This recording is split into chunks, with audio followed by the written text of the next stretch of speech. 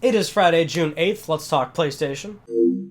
Alright everyone, so keep in mind E3 2018 is right around the corner and Sony's press conference is this Monday, June 11th. Now, keep in mind for the actual start time for the press conference, that's 6 p.m. PST. For me specifically, that would be around 9 p.m. EST. If you want to figure out your own time zone, by all means, go ahead and do that. Punch it into Google and you'll figure it out and you'll be all well and good. But the actual announcement here is that a few days prior to this, Sony announced that they're going to be making an announcement every single day leading up to their press conference. Now, they started this on June 6th, so we already know what June 6th was. It was Tetris Effect being announced for PS4 and PlayStation VR, which is cool. June 7th was a big one. They actually announced Days Gone release date. That's February 22nd, 2019, so now we finally have a release date for that game, which is great. Still pretty far out, so that it might be a little open-ended, like maybe, it's a little too far out for my liking. Because nowadays we've always been talking about if Sony can hit their release dates, and usually they've been giving out pretty firm dates because that's kind of something they've been doubling down on recently, which is that they don't want to give out a release date if they know they're not going to hit it. But it still seems kind of far out to the point where they might have to delay it again, but the game's already seen a delay, so I don't know. But June 8th, now I record this technically Thursday night, into Friday morning, so I don't know what June 8th is just yet. You guys will probably know as you're watching this, but that's supposed to be a new PS4 game. June 9th will be a new PSVR game, and June 10th will be what they say is an anticipated game coming to PSVR. So that seems pretty open-ended. That kind of makes it seem like, all right, possibly a game that's been released will get PSVR support or be ported over to PSVR as its own standalone title, kind of like what Skyrim did, because obviously the game released as its own entity of Skyrim VR that you had to go out and purchase. But kind of exciting, because if that's the case, that's the thing, is like, that's what I always like about VR stuff, is like, I think about games that have been released before, and I think about a game like BioShock, and I just think about how crazy that world would be to view it from a virtual reality perspective. And so I'm hoping that could be pretty dope for sure. Now a lot of people are saying this and going, why is Sony announcing so many things before their conference? This isn't super unusual. They do this a lot. I mean, they'll probably even do this more during their pre-show, which they've been doing in recent years, which is that it's an hour-long thing that, PlayStation social media guys do for a little bit building up to the conference. And they'll announce a bunch of smaller-scale titles during that little event as well. So this isn't really unheard of. But exciting times are upon us as E3 inches a little bit closer. Now, of course, Detroit Become Human is now officially out, and my god, I'm really enjoying it. The game's everything I've wanted. You guys know how hyped I was for Detroit, and so far I'm just ecstatic with it. Turns out that's the same thing for Quantic Dream as well. They announced that this is their most successful launch ever, which is great news for them. I'm so happy for them, because they've been, their last game, Beyond Two Souls, I enjoyed it. I understood it had a lot of problems. A lot of people, are 50-50 on it, where they loved it or they hated it, or they're a little bit in between. That's fine. I still thought it was an enjoyable game, much like Heavy Rain was. A lot of people stand by Heavy Rain as a fantastic game, as do I.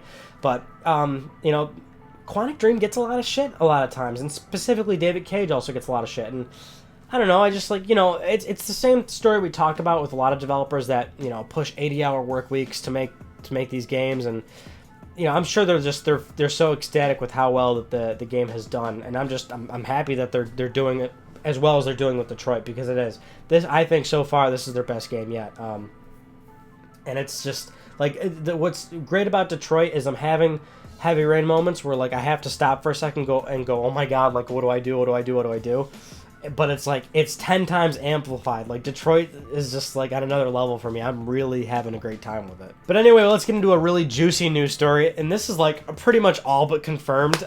So, earlier this week, a domain was registered for Devil May Cry 5. Now, if you, we haven't talked about DMC 5 in a long time, right? Because the last rumor we talked about was, God, maybe 3, 4, 5 months ago, something like that. And I don't even remember what that original rumor was, but basically it was more along the lines of like, okay, this could be a real thing. And certainly it's poised to possibly be in relation to maybe PlayStation exclusivity in one way or another, because Sony's been doing really well with third parties lately, and they obviously, Sony would want to tie in some sort of, because the game's got a strong connection with PlayStation in its history, right? It's just one of those games that has some deep PlayStation lineage, and I'm sure Sony wants to eat up to that. And so anyway, the domain was registered. It leads back to Capcom. Now it's under Capcom servers. I mean, this is pretty much a done deal. This game definitely exists. in some major capacity. The fact that it was registered this recently means it's probably going to be at E3. How is it going to be revealed at E3? All right, this is probably going to be at Sony's show, which is a far cry from, last week where I was kind of talking about how, honestly, I think Sony's going to be a little tame with their show. They openly admit it. Look, we're going to focus on 4 first-party games, and there's going to be some third-party stuff. So I was like, all right, well, they probably, because they did. They've announced so much stuff recently in the last 2 years, and games take 4 or 5 years to make. So, and there's so many press events throughout the year, there's only so much you can do. But this could be a very nice welcome surprise that Sony would announce at their stage. And of course, they would probably say something along the lines of first on PS4 or full PS4 exclusivity, whatever the deal may end up being.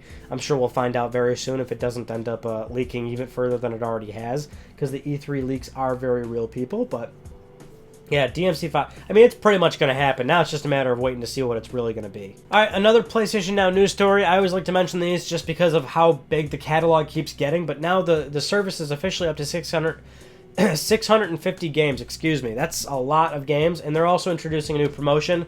It's the same one that they've run a few times where it's like $10 a month, I think, for your first month, but if you want to pay for the full year in advance, then you would get $10 per month if in the full year advance, right? So actually it would be, or no, because that would be $120. No, they're running a promotion where you can get a full year for $100, which is, again, if you don't mind streaming your games or if you've got a strong connection, I mean, that's kind of a tough deal to beat, right? I mean, because that's access to 650 fucking video games for $100. I don't know. It's just like, I understand why people don't want to do that, but that still seems like having that kind of access to a lot of games is not too far-fetched from being like not a bad idea. Anyway, going to our next news story, right? Paladins. You might know about this game. It's just this, cool. I don't even know much about the game really. But it's on PS4, X1. Just recently got announced for Nintendo Switch, PC, of course. The game's got, it's cross-platform play, right? The developer recently responded to somebody on Twitter asking about why the PS4 version does not have cross-platform connectivity with other consoles and PC. They responded saying Sony won't allow us. So basically, another nail in the coffin of crossplay at the hands of Sony. I don't want to beat, it's beating a dead horse with this conversation, but at this point, I know a lot of people are like, oh, I get why Sony's doing it. A lot of people are like, who cares or whatever. I just think at this point, just Sony, let people do. Like, people want this. It doesn't hurt anybody. It's just, I understand why Sony wants to do it, because they want everybody to play in their ecosystem. They want to force more buyers to buy PlayStation 4s and play within the circle of PlayStation Network, of course. The more people you have in your player pool, the better. Sony wants people to stay in their ecosystem, but, I mean, come on. Just let it happen. I mean, really. Because this is just, like, it's beginning to... It comes up so frequently, and it's just such bad press for them, Not that it really harms them in any way, because they're still selling plenty of PS4s, but it's just so anti-consumer, and it's probably irritating a lot of people. And, this is like a conversation we've had a few times in the past when it comes to consumer mindset. If you keep doing shit like this, over a long period of time, people might start eyeing other platforms, possibly moving over to, you might push people away from your platform. They might go buy an Xbox One. They might go buy a PC. I mean, a lot of people are moving to PC. It's just not a good move. For our final news story, I thought we would talk about how ridiculous this is, especially given who it's coming from. But anyway, Ubisoft CEO Yves Guillemot was talking to Variety about the next generation of consoles and what we could possibly see after that. And he basically says that the next generation is probably the last. He was actually quoted as saying, I think we will see another generation, but there is a good chance that step by step we will see less and less hardware. He goes on to say, with time, I think streaming will become more accessible to many players and make it not necessary to have big hardware at home.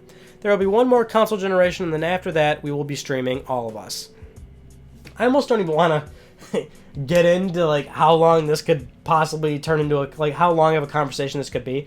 But this is just like so many analysts for well over a decade now have been saying. I mean, Michael Pachter famously said PS3 and 360 was the last generation. I know a lot of people give Michael Pachter a lot of shit, and I often actually defend the guy because sometimes he can't say very intelligent things because he's been in this business for a long time.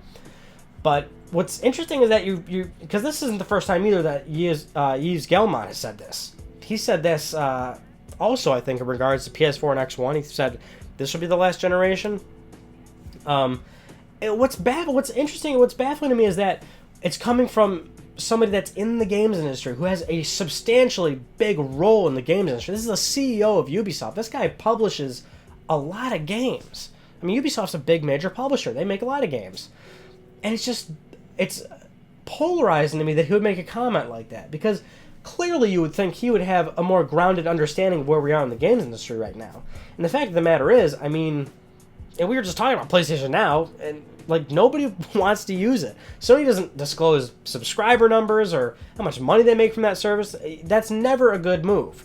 When you never hear about a manufacturer's, they don't ever release numbers about a specific service that they do. Sony will talk about PlayStation Plus subscribers because they're doing quite well, but they'll never talk about specifically PlayStation Now.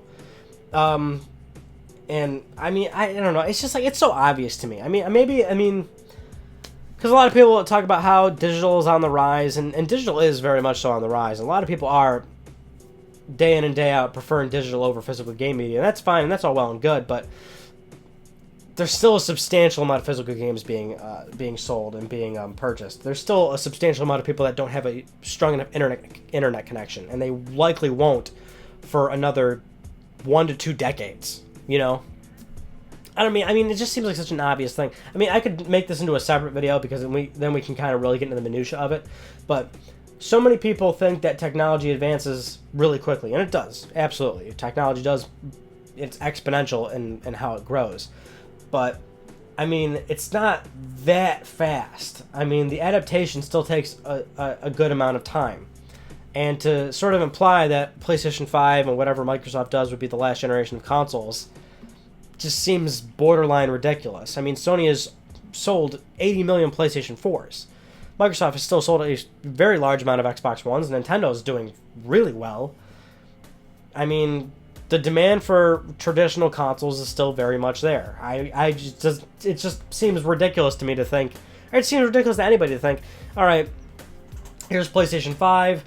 It will more than likely sell very well. It's going to be a whole generation of, it's going to be a brand new generation of consoles. Brand new, PS5 games, brand new UI, right? Who knows what the system will turn out to be, right?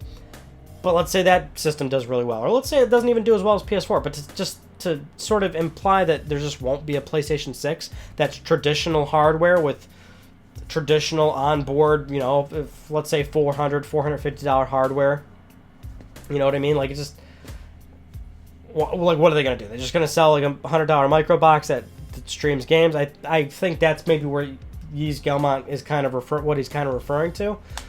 But we're not there. We're just not. Yeah, this would have to be a separate video for sure. This could get into a very long-winded conversation to really get into the minute details about it. But I know I'm certainly not in the minority with this mindset. A lot of people seem to agree. I mean, we're still probably in the next 2 to 3 decades, we're still going to have consoles, we're still going to have controllers, and we're still going to have televisions. It's not going to be, it's going to be a very long evolution into possibly going into streaming. Those are just some of the news stories that I want to talk about with you guys from this past week. So, like I mentioned earlier, Sony's E3 is this Monday. As always on this channel, I will be live tweeting during the event, so you can follow me on Twitter at MysticRyan, and I'll be tweeting my impressions live as I'm watching the event, and you can all talk with me. We'll all have a good conversation on there, as we often do. Once the event finishes, I will immediately start filming the recap and impressions of Sony's press event, and edit and upload as fast as I can, which obviously does sometimes take me a little bit, but we always do that, and this year will be no different. So, I look forward to it. I'm still not expecting anything super crazy. I think if anything, that will be Sony's one little ace in the hole, is some sort of exclusivity with Devil May Cry 5. They may have 1 or 2 extra little things in there that may be surprising or like very cool. But I think we're just going to see a lot of footage of like games that we're looking forward to. I think we're going to see Death Stranding gameplay, which would be very, very interesting, because realistically, when you see what we know about the game currently, it's typical Hideo Kojima, which is that we don't really know what the fuck's going on. But it'd be cool to see the game actually be in action. I think same with Last of Us. I think we're going to get gameplay. That's going to be great. Ghost of Tsushima, I mean, yeah. I don't know if we'd see more gameplay. Maybe an extended like cutscene trailer, learn more about like the protagonist. I mean, more of the story, what's going on. But I would still say temper your expectations a little bit when it comes to Sony's show. Nintendo might have some very interesting things. Microsoft, of course, I think has the most has the most work to do, considering they have such a problem moving Xbox Ones. They got a lot of work ahead of them to convince more consumers to buy Xbox One, show people why X1X is such a great, powerful piece of hardware that can demonstrate beautiful games on it. You know what I mean? They've got a lot of work to do, and I really hope that they do well. But anyway, this is already getting a little long-winded. So that concludes this week's episode of Let's Talk PlayStation. I'm Ryan Benecki. Thank you all so much for talking with me, and I'll see you guys Monday for Sony's E3. Take it easy.